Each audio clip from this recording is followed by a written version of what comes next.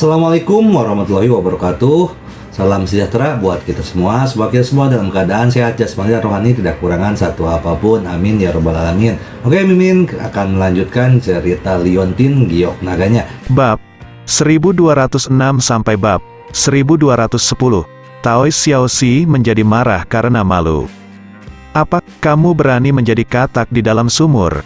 Berani, saya adalah murid langsung Zhang Tianxi di Gunung Longhu. Saya telah belajar seni di Longhu Gunung selama 10 tahun, beraninya kamu meremehkanku. Izinkan aku bertanya, apakah kamu tahu rumah hantu di Hong Kong yang menjadi sensasi saat itu? Aku menyingkirkan roh jahat di sana. Ye Chong mengangkat bahu dan berkata, tanpa seorang master, saya belajar dari orang tua di tentara. Hehe, saya belajar dari orang tua di tentara. Saya sudah melihatnya, Anda adalah seorang penipu. Taois Xiaoxi mencibir. Benar, Xiao Wei, jangan tertipu lagi. Lihat anak ini, bagaimana dia bisa mengusir hantu. Ini bajingan. Pan Deping mengambil kesempatan untuk mengatakan, itu benar, Xiao Wei, Taois Xiaoxi, dia adalah murid langsung Long Hushan.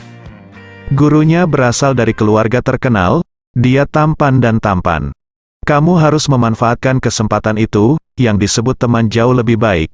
Xiao Wei, jangan bingung, sekelompok orang di sekitarmu mencoba membujuk Pan Wei satu persatu. Mereka sama sekali tidak peduli dengan perasaan Ye Chong. Seolah-olah dia tidak ada di sini, mereka mengomentarinya sesuka hati. Pan Wei Kiao tersipu dan menatap Ye Chong dengan permintaan maaf yang besar. Ye Chong terus tersenyum dan tidak mengatakan apa-apa. Faktanya, jika bukan karena Pan Wei, dia pasti sudah pergi sejak lama. Saat semua orang berdebat, tiba-tiba terdengar teriakan dari lantai atas. Semua orang terkejut, dan tidak ada suara di dalam restoran.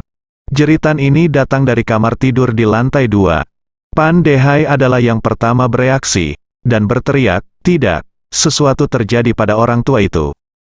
Setelah itu, dia yang pertama bergegas. Semua orang mengikuti Pan Dehai dan bergegas ke lantai 2. Ye Chong dan Pan Wei berjalan terakhir. Ketika semua orang datang ke pintu kamar Tuan Pan, mereka semua terkejut. Mereka melihat Tuan Pan sedang duduk tegak di kepala tempat tidur, tubuhnya gemetar tak terkendali, tetapi ada senyum aneh yang tak terlukiskan di wajahnya. Senyum aneh ini membuat takut semua orang. Pan Dehai segera bertanya kepada Taois.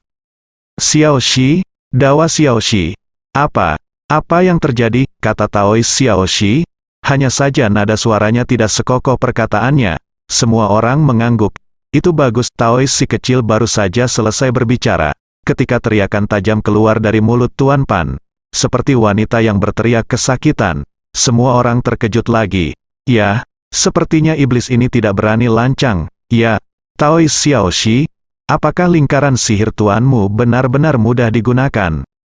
Tidak akan ada masalah, Taois Xiaoxi, tolong pikirkan cara. Semua orang berkata dengan panik. Saat berbicara, lelaki tua Pan tiba-tiba melompat, dan dia memukuli dadanya terus-menerus dengan kedua tinjunya, seolah ingin memukul dirinya sendiri sampai mati. Kemudian, dia membentur dinding dengan keras, seolah ingin menghancurkan dirinya sendiri menjadi berkeping-keping. Semua orang tersentak, mata orang biasa ini tidak bisa melihatnya, tapi mata Dewa Naga Ye Chong bisa melihatnya dengan jelas. Pada saat ini, hantu wanita dengan rambut acak-acakan sedang menunggangi leher Tuan Tua Pan. Wajah hantu perempuan itu sangat menakutkan, dan setengah dari wajahnya terbelah.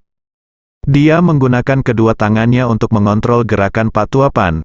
Itu sebabnya Pak Tua Pan membuat perilaku berbahaya yang merugikan diri sendiri.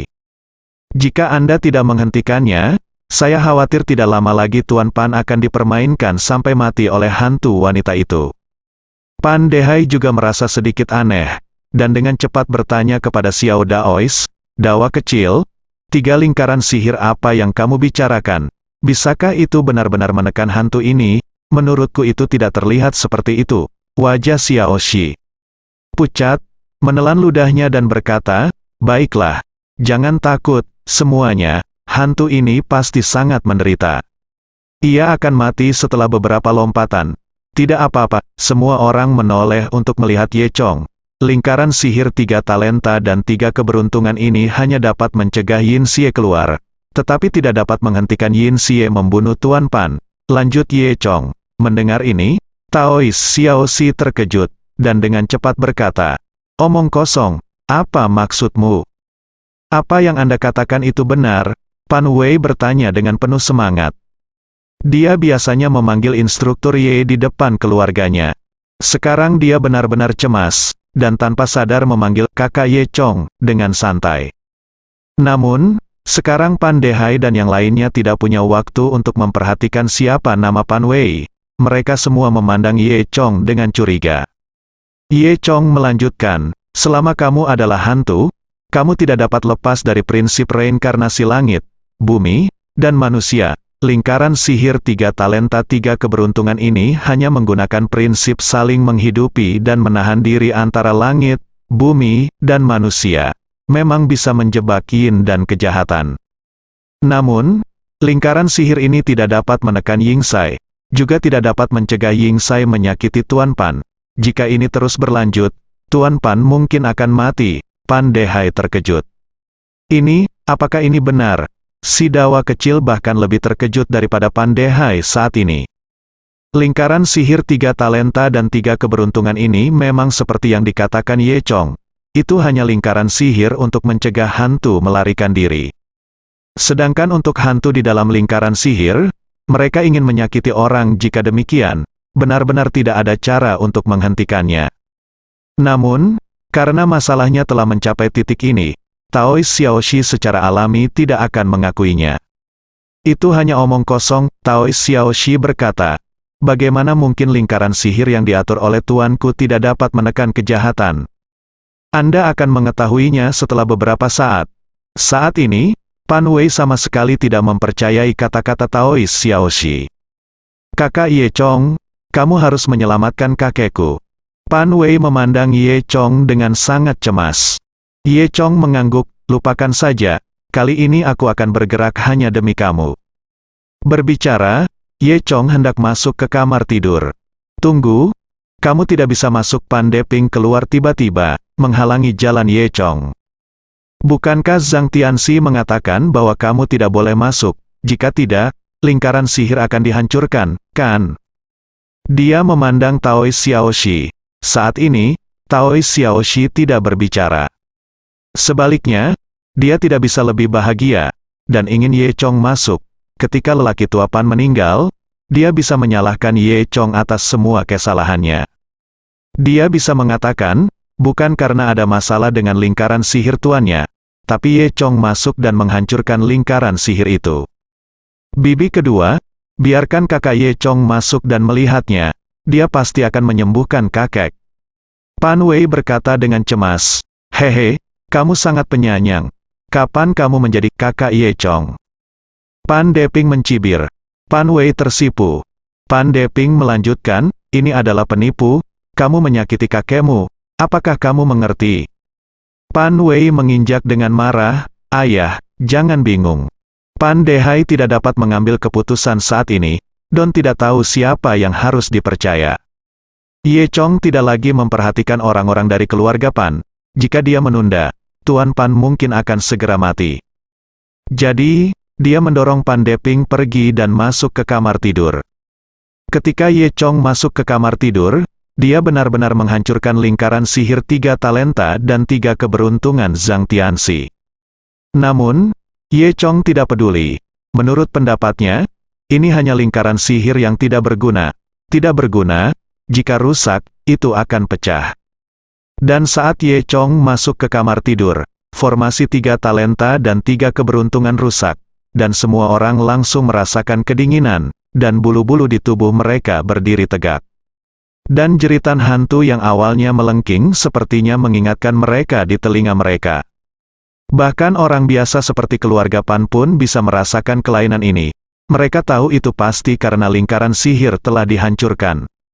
"Oh, tidak baik, kali ini tidak baik. Bajingan ini menghancurkan lingkaran sihir. Ini untuk membunuh orang tua itu." Teriak Pan Deping panik. Pada saat ini, Taois Xiaoxi berkata, "Bukan hanya orang tua itu, jika ada sedikit kecerobohan, saya khawatir kita semua akan mati bersamanya. Kata-katanya membuat takut semua orang. Dan banyak orang ingin melarikan diri.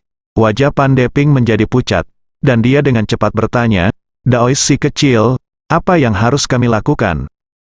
Kami semua bergantung padamu. Tolong jangan biarkan kami mengalami kecelakaan." Taois Xiaoxi mendengus dingin, dan berkata, "Semuanya, yakinlah, denganku di sini, tidak akan terjadi apa-apa." Kemudian, dia menatap Pan Wei lagi, dan berkata, "Nona Pan, jangan khawatir. Aku akan melindungimu dengan sekuat tenaga. Ya, aku tidak akan membiarkanmu menderita kerugian apapun." Pan Wei mengabaikan Taois Xiaoxi dan terus menatap Ye Chong dengan gugup. Saat ini, Ye Chong sudah berdiri di depan Tuan Pan. Segera setelah itu, dia mengulurkan tangannya, dan mengklik bang bang bang, di tubuh Tuan Pan beberapa kali. Setiap kali diketuk, semburan energi naga dan Phoenix disuntikkan. Kemudian, ada ledakan jeritan, roh jahat tidak tahan dengan kekuatan naga dan burung Phoenix yang membara, dan dipaksa keluar dari tubuh Tuan Pan. Saya melihat awan udara hitam terbang keluar dari tubuh Tuan Pan. Di tengah udara hitam, hantu wanita yang kesal menatap Ye Chong dengan ganas. "Yah, hantu jahat, berani menyakiti orang di sini. Lihat apakah aku tidak bisa membunuhmu hari ini." Teriak Ye Chong. Hantu itu jelas juga seorang Taois yang telah berlatih selama bertahun-tahun, dan dia sudah bisa mengucapkan kata-kata manusia. "Jika kamu berani bertindak lancang di depanku, kamu semua akan mati." Pan Wei, Pan Dehai dan yang lainnya, meskipun mereka tidak dapat melihat hantu wanita itu, mereka dapat mendengar suaranya. Suara hantu perempuan itu sangat melengking, seperti lolongan burung hantu malam. Setelah membiarkan semua orang mendengarkannya, mereka tidak bisa menahan perasaan bosan di hati mereka, dan lapisan merinding muncul di kulit mereka. Saat ini, semua orang memandang Taois Xiaoxi. Pan Deping ketakutan, dan bergegas ke sisi Taois Xiaoxi. "Oh, Taois Xiaoxi, ini benar-benar hantu, apa yang harus kita lakukan?" Jimat sekte tersebut, pasti anak ini, dia tidak mendengarkan tuanku. Tapi dia ingin masuk ke kamar tidur ini, dia menghancurkan lingkaran sihir 3 bakat dan 3 keberuntungan yang diatur oleh tuanku, itu sebabnya hantu itu dibebaskan, apa yang harus aku lakukan? Taois Xiaoxi, kami hanya bisa mengandalkanmu sekarang, kamu sangat kuat, kamu pasti bisa menghadapi hantu itu, kan? Tanya Pan Deping. Pendeta Tao kecil itu tidak berani menjawab secara langsung, tetapi berkata, "Jika ada yang tidak hati-hati, kita semua akan menderita malam ini." Pendeta Tao kecil, cepatlah, Pan Deping mendorong pendeta Tao kecil itu, ingin dia melangkah maju. Tapi Taois Xiaoxi mundur 2 langkah, wajahnya yang pucat jelas ketakutan. Pan Wei menatap Taois si kecil yang ketakutan, mendengus dingin, dan menoleh untuk melihat Ye Chong. Dan saat ini, Ye Chong ada di kamar, dan dia berkata kepada hantu perempuan itu, "Tidak apa-apa, kamu hantu perempuan tidak jahat. Aku akan menghajarmu sampai berkeping-keping hari ini." Karena Ye Chong berkata begitu, itu pasti terserah kamu. Mendengar lolongan hantu perempuan, awan kabut hitam bergegas menuju Ye Chong. Ye Chong telah bersiap untuk waktu yang lama, memegang sepotong jade talisman 3.0 yang terbuat dari batu giok berkualitas tinggi di tangannya, dan kemudian membanting dengan lembut dit. Demon Palm Thunder, jimat giok itu menembak hantu wanita itu seperti baut petir. Jimat batu giok itu sangat cepat, hanya menyisakan hantu di udara, seperti pelangi putih panjang. Detik berikutnya, jimat giok membawa aura naga dan burung phoenix dan melesat ke kabut hitam. Lalu, dengar saja, boom, terdengar suara keras. Cahaya putih yang menyilaukan berkedip. Itu seperti petir yang meledak di depan mata semua orang. Mata semua orang langsung dibutakan. Mereka hanya bisa mendengar suara mendesis dari ledakan yang memekakkan telinga. Mata langsung muncul di tubuh hantu perempuan itu. Kemudian, di seluruh ruangan, hantu perempuan itu menjerit kesakitan. Jeritan itu begitu keras sehingga Pan Dehai dan anggota keluarga Pan lainnya menutupi telinga mereka dengan tangan. Taois Xiaoxi menjadi pucat karena ketakutan, dan mundur lagi dan lagi. Pan Wei menggunakan energi sejatinya untuk menahan suara yang menusuk itu. Tapi Ye Chong, yang paling dekat dengan suara itu, berdiri dengan santai seperti orang normal, menatap hantu wanita di depannya, dan menghilang. Semenit kemudian, hantu perempuan itu benar-benar menghilang. Meskipun Pan Wei dan yang lainnya tidak dapat melihatnya, mereka dapat dengan jelas merasakan bahwa suasana di kamar ini normal. Perasaan menakutkan yang mengganggu mereka selama berhari-hari telah hilang. Suhu lingkungan sekitar tampaknya telah meningkat pesat. Terlebih lagi, saya tidak bisa lagi mendengar teriakan hantu tadi. Pada saat ini, Taois Xiaoxi juga merasa bahwa hantu itu seharusnya menghilang. Dia bergegas keluar dari belakang dengan cepat. Kemudian, dia mengambil beberapa lembar kertas jimat kuning dan melemparkannya ke udara, dan kertas jimat itu langsung terbakar. Taois Xiaoxi menggumamkan sepatah kata, berpura-pura mengucapkan mantra, lalu berhenti. Kemudian, dia menghela nafas lega, dan berkata, "Aku baru saja melakukan triknya, dan aku sudah mengusir hantu itu." Berpura-pura, Ye Chong tertawa dalam hatinya. Pan Dehai dan yang lainnya bergegas masuk, membantu Tuan Pan yang jatuh ke tanah, dan membaringkannya di tempat tidur. Saat ini, Tuan Tua Pan masih tidak sadarkan diri. "Kakak Ye Chong, apa yang terjadi barusan?" Pan Wei bertanya. Ye Chong berkata, "Saya telah melenyapkan kejahatan di rumah." Pan Wei sangat gembira. "Benarkah, Kakak Ye Chong? Kamu terlalu kuat." Pan Dehai juga terkejut. "Jadi, kamu nak?" "Tidak, Tuan, kamu benar-benar menyingkirkan hantu itu." Pan Dehai segera mengubah alamatnya. Ye Chong mengangkat bahu, "Ini masalah sepele." "Tentu saja," Pan Wei berkata.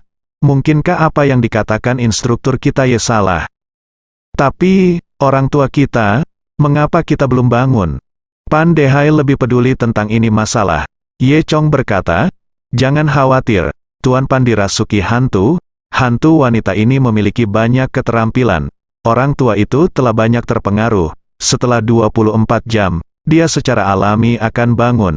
Pan Wei mengangkat kepala kecilnya. "Cukup. Bangga, Ayah. Aku sudah lama mengatakan bahwa instruktur Ye bisa melakukannya. Kamu masih tidak percaya dengan apa yang aku katakan? Apakah kamu percaya sekarang? Apa yang kamu percaya? Usir hantu itu. Pergi." Pan Wei mendengus, "Tidak." Pada saat ini, Penatua Xiao Xidao terbatuk, berjalan mendekat, dan berkata perlahan, "Semuanya, jangan dengarkan omong kosong anak ini. Omong kosong, dia berbohong padamu di sini." Pan Deping mengangguk. "Percaya pada Taois Xiaoxi?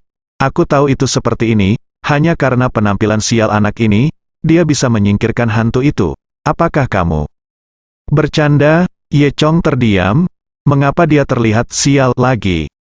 "Jadi, kita masih harus berterima kasih kepada Taois Xiaoxi, dia menyelamatkan kita."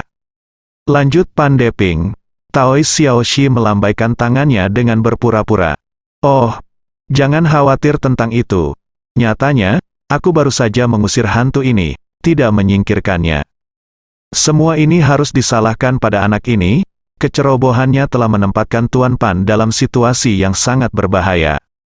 Pan Wei mendengus dan berkata dengan enggan, "Xiao Daois Master Si, sekarang kamu berani berdiri lagi. Sepertinya ketika hantu itu muncul barusan, kamu sangat pengecut sehingga kamu terus berlari di belakang yang lain. Kamu sangat cakap. Mengapa kamu tidak datang untuk mengusir hantu tadi?" Ekspresi Taois Xiaoxi berubah ketika dia mendengar ini, merah seketika, sangat memalukan. Dia menjadi marah karena malu, dan berkata pada dirinya sendiri, "Mengapa wanita bau ini selalu berbicara untuk anak ini? Aku baru saja bersiap-siap." Taois Xiaoxi berkata dengan paksa. Nyatanya, semua orang tidak bodoh, dan semua orang telah melihat apa yang dilakukan Taois Xiaoxi. Namun, mengingat status Long Hushan, Pan Dehai dan lainnya sangat sopan kepada Taois Xiaoxi. Taois Xiaoxi mendengus dingin, dan melanjutkan, "Sudah kubilang, hantu ini melarikan diri bukan karena kemampuannya, tetapi karena hantu ini ditakuti oleh lingkaran sihir 3 talenta 3 keberuntungan tuanku, awalnya terjebak oleh lingkaran sihir dari 3 talenta dan 3 keberuntungan, tidak ada cara untuk melarikan diri. Ketika tuanku datang besok, dia pasti akan mati, tetapi pada saat ini, dia kebetulan menghancurkan lingkaran sihir, jadi hantu ini kabur. Melarikan diri apakah tidak apa-apa, biarkan saya memberitahu Anda. Itu akan segera kembali, ini akan membalas dendam pada Anda. Mendengar ini, Pan Dehai, Pan Deping dan yang lainnya semua tersentak. Taois Xiaoxi melanjutkan dengan khawatir, omong kosong anak ini tidak hanya membunuh Tuan Pan, itu juga akan membunuhmu, kamu masih percaya padanya. Betapa konyolnya. Setelah itu, Taois Xiaoxi menatap Ye Chong lagi dan berkata dengan suara dingin. Jangan pikir aku tidak tahu apa yang kamu lakukan. Kamu bajingan, beraninya kamu menghancurkan lingkaran sihir tuanku.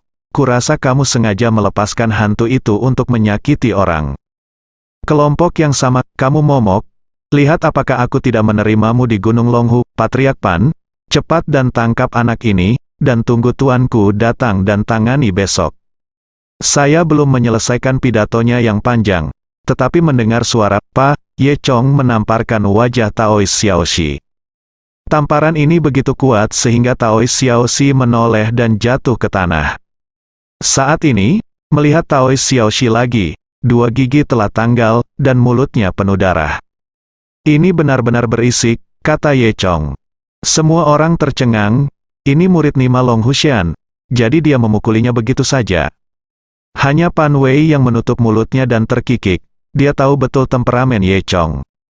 Saya hanya bisa menyalahkan Taois si kecil ini, dia pantas mendapatkannya. Taois Xiaoxi bangkit dari tanah, wajahnya bengkak, dia menutupi wajahnya, dan menatap Ye Chong dengan kejam. Kamu sangat berani, kamu berani memukulku. Aku adalah murid langsung Zhang Tianxi di Longhushan. Kamu berani melakukan sesuatu padaku. Aku pikir kamu tidak ingin hidup lagi. Ye Chong memberi dawa Xiaoxi dingin lihat.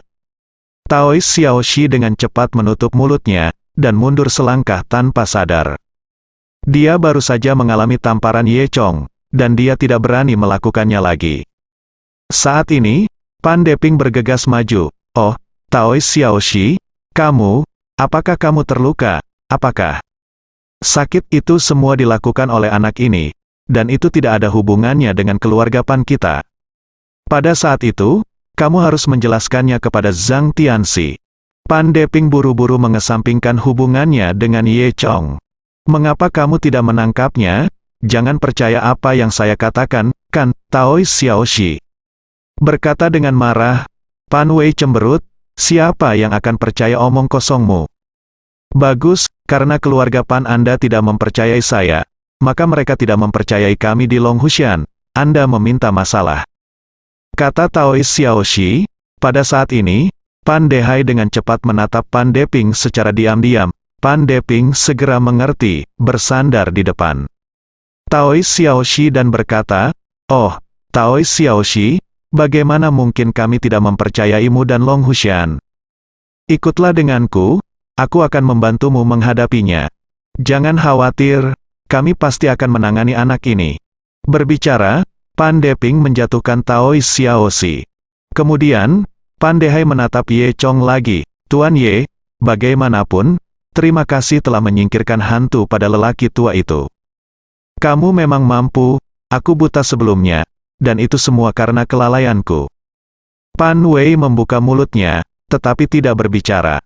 Pan Dehai melanjutkan, bagaimana dengan ini, Tuan Ye? Hari ini sudah larut, jadi kamu bisa istirahat dengan baik di rumah Pan. Ye Chong mencibir di dalam hatinya, dia sudah melihat Pan Dehai. Meskipun di permukaan, Pan Dehai tampaknya yakin dengan kekuatan Ye Chong. Dia memiliki sikap yang baik untuk mengakui kesalahannya. Namun, apa yang dikatakan Pan Dehai hanyalah cara yang sopan. Dan tujuan sebenarnya Pan Dehai adalah untuk menahan Ye Chong di sini. Dan ketika orang-orang dari Longhushan datang besok, setidaknya akan ada satu penjelasan. Sekarang bukan lagi pertanyaan tentang siapa yang menyingkirkan hantu. Sekarang pertanyaannya adalah Ye Chong memukuli orang-orang di Longhushan. Saya khawatir saat ini, Seluruh keluarga Pan, semua pintu masuk dan keluar, telah dikelilingi oleh penjaga. Ye Chong tidak terlalu peduli, dia hanya tersenyum ringan. Pada saat ini, Pan Wei memutar matanya, lalu menarik Ye Chong dan berkata, "Ayo pergi, saudara Ye Chong, mari kita kembali tidur dulu." Kemudian, dia menarik Ye Chong dan berjalan ke atas. Setelah sampai di kamar di lantai 3, Pan Wei mendorong Ye Chong ke kamar, lalu dia melihat sekeliling untuk memastikan tidak ada orang sebelum menutup pintu. "Buka pakaianmu," kata Pan Wei. Setelah Pan Wei menutup pintu, hal pertama yang dia katakan kepada Ye Chong adalah, "Buka baju." Ye Chong tercengang, "Apa, Kitty? Apakah kamu terburu-buru?" Pan Wei Kiao tersipu, "Oh, saudara Ye Chong, apa yang kamu pikirkan?" Dia menginjak kakinya dan melanjutkan, "Maksudku, kamu memakai pakaian, dan melarikan diri saat malam gelap." Ye Chong tersenyum dan berkata, "Mengapa kamu melarikan diri, kakekku? Aku harus berterima kasih banyak, tetapi kamu tidak akan menyerah setelah mengalahkan murid-murid Long Hushan dan orang-orang Long Hushan." Kata Pan Wei dengan cemas, "Besok, Guru Langit Agung dari Gunung Longhu akan datang. Aku khawatir itu akan buruk untukmu. Jadi, pergilah sekarang, atau akan terlambat." Ye Chong tertawa. "Apakah Long Hushan sangat kuat?" Pan Wei berkata dengan penuh semangat, "Kakak Ye Chong, Gunung Longhu memiliki sejarah yang panjang. Di ibu kota, satu-satunya yang bisa melawan Long Hushan adalah keluarga Cao. Kamu harus pergi." Pan Wei berkata dengan sungguh-sungguh. Ye Chong Kuan bertindak seolah-olah dia tidak peduli. "Jangan khawatir, tidak apa-apa." Setelah berbicara, Ye Chong jatuh dan berbaring di tempat tidur, dengan tangan diletakkan di atas kepalanya, dan dia dengan santai mengangkat kakinya. Pan Wei tampak cemas, dan duduk di sebelah Ye Chong. "Oh, saudara Ye Chong, apa yang saya katakan benar, pergilah." Ye Chong hanya bisa mencium seberkas aroma dari rambut Pan Wei. Dia tersenyum, "Aku tidak akan pergi. Aku ingin melihat seberapa kuat Gunung Naga dan Harimau ini." Ketika Pan Wei hendak mengatakan sesuatu, Ye Chong bertanya dengan seringai di wajahnya, "Kucing kecil, sudah sangat larut, kamu masih belum kembali tidur. Apa yang kamu lakukan di kamarku? Apakah kamu ingin tidur denganku?" Pan Wei tersipu ketika mendengar ini, menundukkan kepalanya dengan malu-malu, dan berkata dengan suara rendah, "Baiklah, itu bukan tidak mungkin." Ketika Ye Chong mendengar ini, dia hampir memuntahkan seteguk darah tua. Kemudian, saya melihat Pan Wei menjulurkan lidahnya. "Ya, saya bercanda.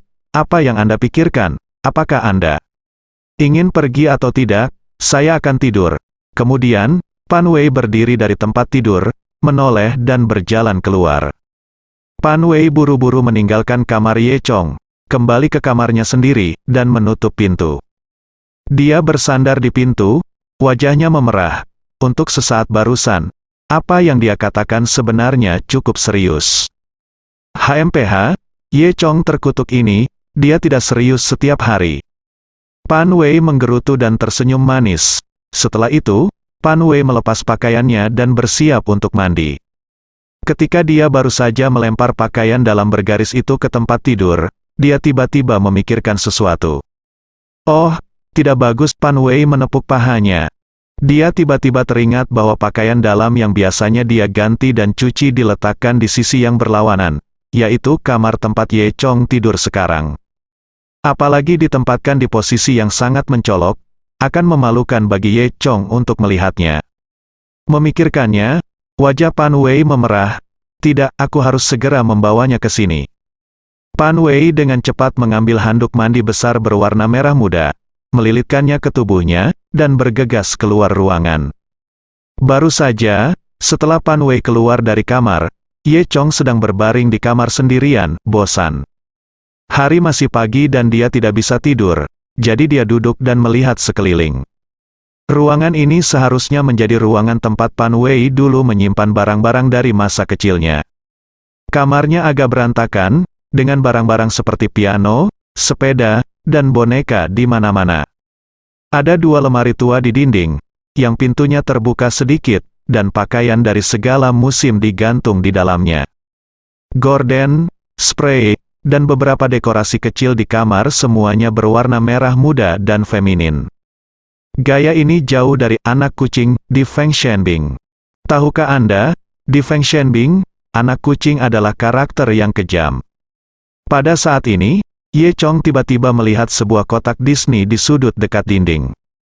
Tutup kotak dicetak dengan kepala mouse minyak yang lucu. Di atas kotak, kelinci mewah dilemparkan secara acak. Kelinci mewah itu berwarna putih, jelek dan imut. Semakin Ye Chong melihat semakin menyenangkan kelinci itu, semakin dia mengulurkan tangannya untuk mengambilnya. Siapa tahu ternyata kelinci dan tutup kotak itu dihubungkan dengan rantai besi kecil. Saat Ye Chong meraih kelinci itu, tutup kotaknya juga ikut terangkat. Saat tutupnya dibuka, mimisan Ye Chong hampir keluar. Di dalam kotak itu, ada 2 atau 3 potong celana dalam Pan Wei. Ye Chong menutupnya dengan malu-malu, dan berkata dalam hati, sepertinya anak kucing ini sangat menyukai yang bergaris-garis. Pada saat ini, ada ketukan mendesak di pintu. Kakak Ye Chong, apakah kamu di sana? Aku ingin mendapatkan sesuatu. Kata Pan Wei di luar pintu. Ye Chong dengan cepat membuang kelinci itu, dan pergi untuk membuka pintu. Aku di sini. Ketika Ye Chong membuka pintu, dia hampir mimisan lagi.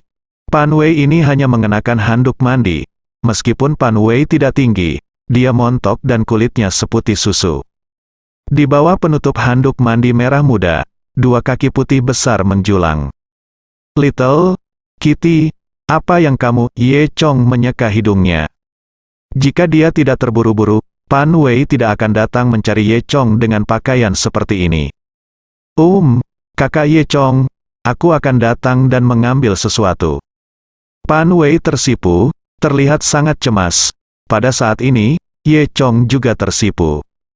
Kamu baik-baik saja? Keduanya bertanya serempak. Tidak apa-apa, keduanya menjawab serempak. Kemudian, Pan Wei bergegas masuk. Dia langsung pergi ke sisi kotak. Ya, tiba-tiba aku ingat bahwa aku punya kotak di sini. Aku ingin mengambil kotak itu kembali. Ketika Ye Chong melihat Pan Wei, dia benar-benar datang untuk mengambil kotak itu, muka panas. Pan Wei berjalan ke sisi kotak, melihat tutup kotak itu tertutup, dia menghela nafas lega. Oh, untungnya kita tidak mengetahuinya. Jika Ye Chong melihatnya, itu akan memalukan. Pikir Pan Wei pada dirinya sendiri. Ye Chong memandang Pan Wei dengan perasaan bersalah seolah dia tidak tahu apa-apa. Kucing kecil, apa isi kotak ini? Tanya Ye Chong. Wajah Pan Wei menjadi semakin merah. Bukan apa-apa, ini milikku, kosmetik lukisan atau semacamnya. Sebelum dia selesai berbicara, dia menemukan bahwa kelinci kecil yang jelek dan lucu itu menghadapnya. Dia ingat dengan sangat jelas bahwa ketika kotak itu ditutup, dia sengaja meletakkan kepala kelinci kecil itu di luar. Pan Wei tenggelam, yang hanya menunjukkan bahwa Ye Chong telah memindahkan kotaknya. Memikirkan hal ini, wajah Pan Wei tiba-tiba memerah. Ye Chong juga merasakan kelainan Pan Wei, dan dia juga melihat pantat kelinci itu. Oh, Ye Chong memarahi dirinya sendiri karena begitu bodoh. Bagaimana mungkin dia lupa menyerahkan kelinci itu? Pada saat ini, kelinci berbulu itu cemberut, seolah sedang menertawakan Ye Chong dan Pan Wei. Ada keheningan sesaat di ruangan itu, dan suasananya sangat canggung. Pan Wei tersipu dan menundukkan kepalanya. Baiklah, aku pergi dulu. Ye Chongsin berkata, ini tidak baik. Jika Pan Wei salah paham tentang ini, bukankah dia akan menjadi hooligan yang malang? Dia dengan cepat menjelaskan kata, itu, kelinci ini, aku tidak sengaja menyentuhnya tadi. Aku tidak melihat garis-garis di dalam kotak. Tidak, maksudku, yang di dalam kotak tidak bergaris.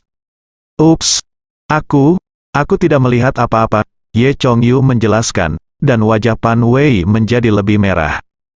Oh, kakak Ye Chong, kamu sudah mati. Saat dia berbicara, Pan Wei memeluk kotak itu dan bergegas keluar. Wajah tua Ye Chong menjadi panas untuk beberapa saat, dan dia mendengar langkah cepat Pan Wei setelah dia meninggalkan pintu, dan kemudian berlari kembali ke kamarnya. Keesokan paginya, Ye Chong dibangunkan oleh Pan Wei. "Oh, apa yang dilakukan kucing itu? Ini terlalu pagi." Ye Chong berkata dengan bingung, "Kamu tidak balas dendam ketika aku melihatmu tadi malam." Sebelum dia selesai berbicara, Ye Chong bangun. Pan Wei mendengus, Bah, bangun, orang-orang dari Longhushan ada di sini." Ye Chong berkata, "Apakah kamu di sini sepagi ini?" Setelah itu, Ye Chong dan Pan Wei turun. Saat ini, di ruang tamu di lantai bawah, ada beberapa orang berdiri. Taois Xiaoxi juga ada di sini setelah satu malam. Wajah Taois Xiaoxi menjadi lebih bengkak, seolah-olah sebuah sanggul tergantung di wajahnya. Dia menutupi wajahnya dan berbicara dengan tuannya Zhang Tianxi dan lelaki tua lainnya dengan mulutnya yang bocor. Selain Zhang Tianxi, ada seorang lelaki tua lain yang terlihat beberapa tahun lebih tua dari Zhang Tianxi. Ciri yang paling khas dari wajahnya adalah sepasang lubang hidung yang sangat besar, sangat mirip dengan hidung sapi. Pada saat ini, kedua lubang hidungnya yang besar terus-menerus terengah-engah, seolah-olah dia sangat marah. Pan Dehai, Pan Deping dan lainnya juga berdiri dengan hati-hati di samping mereka. Di samping kedua pria tua itu, ada seorang wanita muda berdiri. Wanita itu tampak berusia 20-an, dengan sosok yang cantik, mengenakan gaun ramping berwarna merah, yang sepenuhnya menampilkan sosoknya yang menonjol dan membungkus lekuk tubuhnya dengan sangat anggun. Dia memiliki rambut hitam halus yang tergantung di pundaknya, dengan sentuhan riasan merah di wajahnya, dan dia terlihat sangat cantik saat tersenyum. Namun, di antara alis wanita itu, ada sedikit roh jahat. Pan Wei di sebelah Ye Chong juga sedikit aneh, Yuan Yaoer, mengapa dia ada di sini? Kemudian, Pan Wei menatap Ye Chong, dan dia menemukan bahwa Ye Chong sedang menatap Yuan Yaoer dengan bingung. Dia mendengus dan menginjak Ye Chong dengan keras. Ye Chong kesakitan, dan baru kemudian sadar kembali.